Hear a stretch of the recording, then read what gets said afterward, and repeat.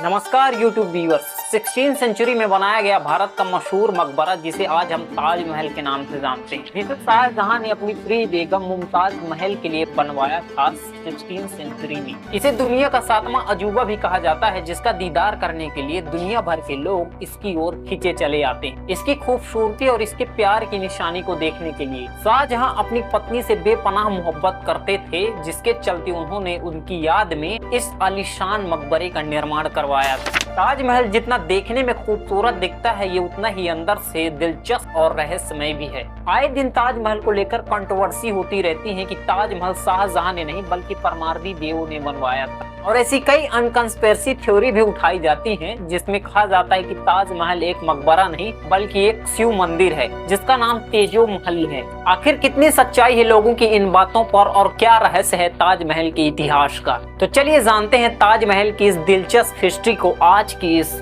Video में।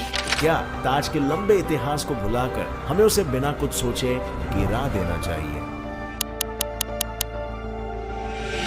नमस्कार दोस्तों, मेरा नाम शुभम विश्वकर्मा है और आप देख रहे हैं Anil ice world YouTube channel. आखिर क्या है रहस्य ताजमहल के इतिहास का, क्यों लोग इसके ऊपर कंट्रोवर्सी करते हैं? इन सभी कंट्रोवर्सी को अच्छे से समझने के लिए ताजमहल की एक्चुअल हिस्ट्री को सबसे पहले समझना पड़ेगा, जो 400 साल पुरानी है, जिसमें हमें अच्छे से समझ में आ जाएगा कि ताजमहल किसने बनवाया था और किस लिए बनाया गया था। शाहजहां का जन्म 5 जनवरी 1592 को पाकिस्तान के लाहौर शहर में हुआ था, जहां इनका असली नाम खुर्रम था। इनके पिता का नाम जहांगीर और इनकी मां का नाम जगत गोसेन था, और शाहजहां का नाम शाहजहां इनको गद्दी में बैठने के बाद दिया गया था, जिसका मतलब होता है किंग ऑफ द वर्ल्ड, यानी दुनिया का राजा। शाहजहां की शादी 1612 में आगरा की मुमताज महल से हो गई थी, जिनका जन्म 27 अप्रैल 1593 को हुआ था, और इनका असली नाम अर्जुमंद बनो बेगम था। इनको भी मुमताज का नाम शादी के बाद दिया गया था। शाहजहां और मुमताज बेगम की एंगेजमेंट 5 अप्रैल 1607 को हुई और 10 मई 1612 को फाइनली शादी हो गई। मुमताज बेगम के अलावा शाहजहां की और भी पत्नियां थी, जिनमें कंदाहरी बेगम, अकबराबादी महल, पूती बेगम, हसीना बेगम, कुंदसिया बेगम और मुमताज महल जैसी पत्नियां शामिल थी। लेकिन शाहजहां का प्यार बाकी पत्नियों की अपेक्षा मुमताज के प्रति काफी ज्यादा था। वो मुमताज को बेपनाह मोहब्बत करते थे,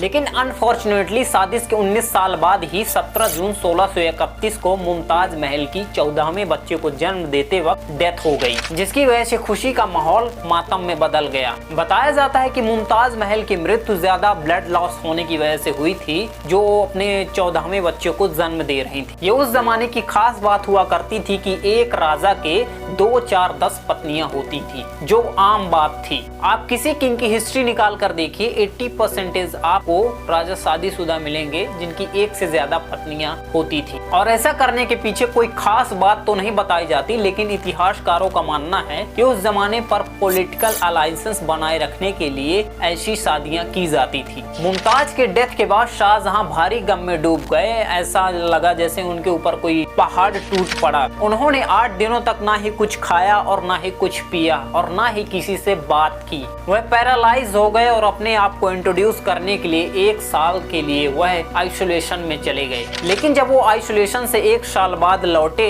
अपने घर परिवार में, तब उनके बाल सफेद हो चुके थे, कमर फोल्ड हो गई थी और चेहरा डल पड़ गया था। ऐसा लग रहा था जैसे वो सालों से बीमार पड़े थे। मुमताज महल ने मरने से पहले शाहजहां से एक ख्वाहिश करी थी कि उन्होंने सपने में एक खूबसूरत महल देखा है जो दुनिया में कहीं भी नहीं है। मेरी आखिरी ख्वाहिश है कि मेरी याद में वैसा ही महल बनाया जाए जो दुनिया में कहीं न मौजूद हो, और उसी में मेरी कब्र को दफनाया जाए। और इसी ख्वाहिश को पूरा करने के लिए शाहजहां ने एक खूबसूरत और एक आलीशान मकबरा बनाने का फैसला किया और अपनी पूरी शान और शौकत ताजमहल बनाने में झोंक दी। मुमताज के मरने के ठीक 1 साल बाद यानी 1632 ईस्वी में ताजमहल के कंस्ट्रक्शन का काम शुरू किया गया, जिसकी कमांड उस्ताद अहमद लाहौरी को दी गई। ताजमहल यमुना रिवर के एकदम बॉटम में बना हुआ है, जिसे बनाने में लगभग 20,000 से भी ज्यादा मजदूरों ने लगातार 22 सालों तक काम किया था। तब जाकर यह खूबसूरत और आलीशान मकबरा तैयार हुआ। यमुना रिवर के पास की मिट्टी कमजोर होने के बाद भी इसे इस तरीके से डिजाइन किया गया था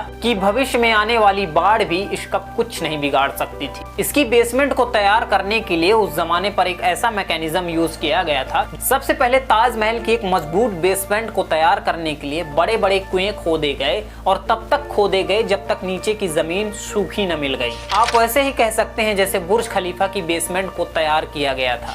फर्क था तो सिर्फ पत्थर और लकड़ी का। सबसे पहले इन कुओं को पत्थर और गारे की कंक्रीट से भरा गया और एक मजबूत बेसमेंट तैयार की गई और फिर इसके बाद इसके ऊपर की डिजाइन तैयार की गई जो दुनिया के किसी भी कोने में ना बनाई गई हो। बताया जाता है कि ताजमहल के निर्माण में जिन डिजाइनों का यूज किया गया था वो शाहजहां ने अपने पुरखों की मीनारों को कोलैबोरेट करके द ताजमहल का निर्माण करवाया था। अपने पिता जहांगीर के मकबरे से मीनार का आइडिया लिया था, ग्रैंडफादर के मकबरे से मकबरा कोर का आइडिया लिया गया था और अपने चाचा के मकबरे से डूम का आइडिया लिया गया था और इसके बाद जब इन्हें मिलाकर कंबाइंड किया गया तो एक खूबसूरत मकबरा उभर कर आया जिसे आज हम ताजमहल के नाम से जानते हैं। ताजमहल को बनाने में सबसे ज्यादा व्हाइट संगमरमर का यूज किया गया था जिसे राजस्थान के मकराना से लाया गया था। ये भारत की सबसे प्रीमियम मार्बल है जो आज भी राजस्थान के मकराना में पाई जाती है। बताया जाता है कि कई हजारों टन मार्बल को राजस्थान से लाने के लिए मजदूरों, हाथियों और बैलों का इस्तेमाल किया गया था जिनके द्वारा राजस्थान से व्हाइट संगमरमर को आगरा लाया गया था।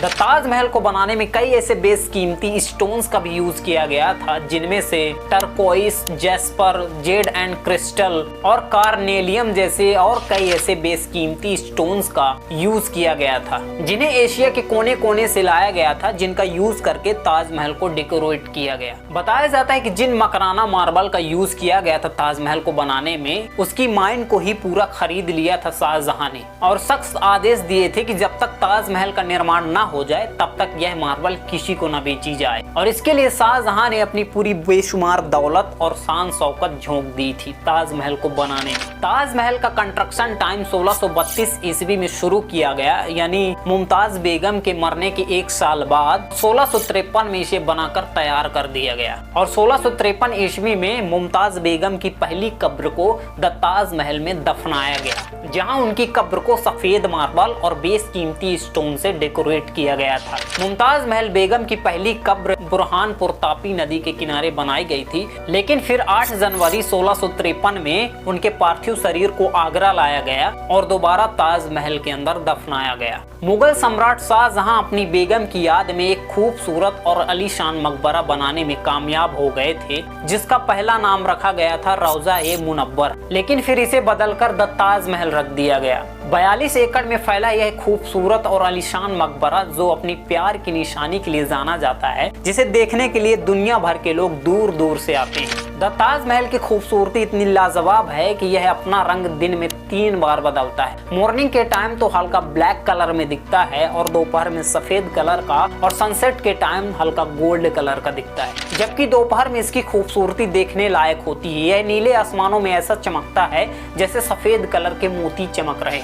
इस मकबरे को कुछ इस तरीके से डिजाइन किया गया था कि इसके पीछे वाले गेट से देखने पर द ताजमहल बड़ा और पास में नजर आता है लेकिन जैसे जैसे आगे बढ़ा जाए वैसे वैसे ही ताजमहल छोटा और दूर होता जाता है। ये उस जमाने का बनाया गया मैकेनिज्म था जो आज के इंजीनियर के द्वारा भी बनाना नामुमकिन है। सेम वैसे ही जैसे आप लोग वीडियो क्लिप्स को जूम इन और जूम आउट करते हैं। ताजमहल की लेफ्ट और राइट में 2 मीनारें भी मौजूद हैं जो ताजमहल की खूबसूरती पर 4 चांद लगा देती हैं। ताजमहल के मीनारों की लंबाई 240 फीट है और इसके बेस की चौड़ाई 365 फीट है और अगर आप ताजमहल को ध्यान से देखेंगे तो इसकी मीनारें 3.5 डिग्री तक बाहर की ओर झुकी हुई हैं। अब आप लोग बोलोगे कि ऐसा क्यों बनाया गया था, तो मैं आपको बता दूं, कोई भी बड़ा डिजास्टर आने पर ताजमहल की मेन बिल्डिंग को नुकसान ना पहुंचे इसलिए इन मीनारों को 3.5 डिग्री तक बाहर की ओर झुकाया गया था। ताजमहल की खूबसूरती और हिस्ट्री के बारे में हमने तो जान लिया लेकिन इसके कुछ मिथ फैक्ट्स भी हैं जिनको लेकर आए दिन कंट्रोवर्सी चलती रहती है। लोग तरह तरह के अनकंस्पिरेसी थ्योरीज उठाते हैं कि ताजमहल एक मकबरा नहीं बल्कि एक शिव टेम्पल है जिसका फाउंडेशन राजा परमादिदेव ने कराया कराया था और नाम रखा था तेजो महल। 2005 में 6 लॉयरों द्वारा इलाहाबाद हाई कोर्ट में एक पिटीशन फाइल डाली गई, जिनमें उनका कहना था कि ताजमहल एक मकबरा नहीं बल्कि एक शिव टेम्पल है जिसका नाम तेजो महल है। 6 लॉयरों में से एक लॉयर जिनका नाम हरिशंकर जैन था, उन्होंने 1989 में पब्लिक द ट्रू स्टोरी का हवाला देते हुए कहा कि द ताजमहल का निर्माण 1155 ईस्वी में करवाया गया था, जब भारत पर मुगल सम्राट का कोई नाम और निशान भी मौजूद नहीं था। और साथ में ये भी आरोप लगाए कि तेजो महल का निर्माण परमादी देव ने करवाया था, जिसे बाद में हिंदू राजा जय सिंह और मान सिंह को सौंप दिया गया था, जिसे 1632 ईस्वी में शाहजहां ने अपने कब्जे में ले लिया और उसे इस्लामिक मीनार में कन्वर्ट कर दिया। लेकिन इलाहाबाद हाई कोर्ट ने इनके पूरे दावों को खारिज करते हुए कहा कि इसका कोई स्ट्रॉन्ग एविडेंस मौजूद नहीं है जिससे ये साबित हो सके कि ताजमहल एक तेजो महल टेम्पल है। साथ ही फटकार लगाते हुए कहा कि ये भारत की ऐतिहासिक धरोहरें हैं जिन पर कंट्रोवर्सी करना सही नहीं है। और ठीक दूसरी घटना 9 मई 2022 की है, जहां बीजेपी नेता रजनीश सिंह ने इलाहाबाद हाई कोर्ट में एक याचिका दर्ज कराई, जिनमें वह ताजमहल के 22 बंद कमरों को खुलवाने और वीडियोग्राफी करवाने की मांग कर रहे थे। रहस्यमयी 22 कमरों से क्या कोई सच सामने आएगा? इसी का पता लगाने के लिए ताजमहल के बंद 22 कमरों को खुलवाने की इलाहाबाद हाई कोर्ट से अपील की गई है। रहस्यमयी है कि 1934 में आखिरी बार ये कमरे खुले और उसके बाद 2015 में गुपचुप तरीके से खुले। तो आखिर ऐसा उन कमरों में है क्या जो कि इस देश की जनता ये जानना चाहती है, कि इन कमरों का रहस्य जानना चाहती है। तो एक तो हमने वो प्रेयर अपनी मांग करी। तो एसआई मान लीजिए मैंने एक याचिका लगाई है जिसमें मांग की है कि उसका एसआई परीक्षण करा लिया जाए। एसआई परीक्षण भारतीय जनता पार्टी नहीं करेगी, एसआई परीक्षण माननीय मुख्यमंत्री जी नहीं करेंगे, एसआई परीक्षण माननीय प्रधानमंत्री जी नहीं करेंगे। वहाँ पे वैज्ञानिकों की टीम होगी, अपना एसआई परीक्षण जो भी आएंगे वो किसी पार्टी के नहीं होंगे। साथ ही उन्होंने ये भी कहा कि एएसआई एक कमेटी टीम बनाए जो ताजमहल के 22 बंद कमरों को खोले और दुनिया के सामने दिखाए कि कहीं ताजमहल के अंदर कोई शिवलिंग या कोई हिंदू देवी देवताओं की मूर्तियां तो नहीं। लेकिन इलाहाबाद हाई कोर्ट ने इस याचिका को भी खारिज करते हुए याचिकाकर्ता को फटकार लगाई कि PIL व्यवस्था कोई मजाक नहीं है, इसका दुरुपयोग न किया जाए। साथ में उन्होंने ये भी कहा कि इसके बारे में पहले स्टडी करें, रिसर्च करें और यूनिवर्सिटी में जाकर PhD करो, फिर इसके बाद स्ट्रॉन्ग एविडेंस लेकर कोर्ट आओ जिसके चलते हम एक्शन ले सकें। एएसआई ने भी इस बात को क्लेम करते हुए कहा कि ताजमहल के 22 बंद कमरों के अंदर कुछ भी नहीं है। लोग तरह तरह की कंट्रोवर्सी उठाते हैं ताजमहल के 22 बंद कमरों के बारे में। कोई कहता है कि ताजमहल के बंद कमरों में खजाना छुपा हुआ है, कोई कहता है कि हिंदू देवी देवताओं की मूर्तियां बैठी हुई हैं। एएसआई ने इस बात को लेकर क्लेम किया है कि ऐसा कुछ भी नहीं है। उन्होंने ये भी कहा कि एएसआई का एक रिप्रेजेंटेटिव सफाई कर्मचारी हर हफ्ते ताजमहल के उन 22 बंद कमरों की साफ सफाई करने जाता है और ऐसा नहीं है कि कभी ताजमहल के इन 22 बंद कमरों को खोला ही नहीं गया। हर हफ्ते ताजमहल के 22 बंद कमरों को खोला जाता है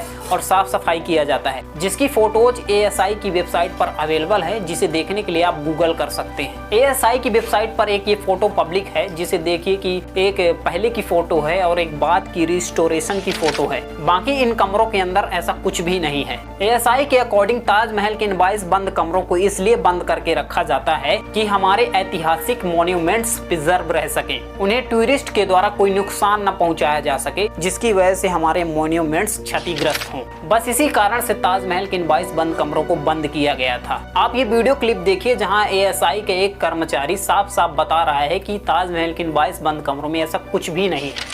ये पूरा इस्लामिक आर्किटेक्चर है और it is mix with Indo Islamic architecture है। आप ये देखिए ताजमहल है, मगर जितनी मुंह उतनी बातें, मगर जो फैक्ट है उनकी क्या कहानी? वो तो सिर्फ एक उसको बैलेंस करने के लिए बनाए गए हैं। 16 हॉल्स हैं जिसको कि बैलेंस करा जाए, जैसे हवा आती रहे, इसमें आर पार जाती रहे।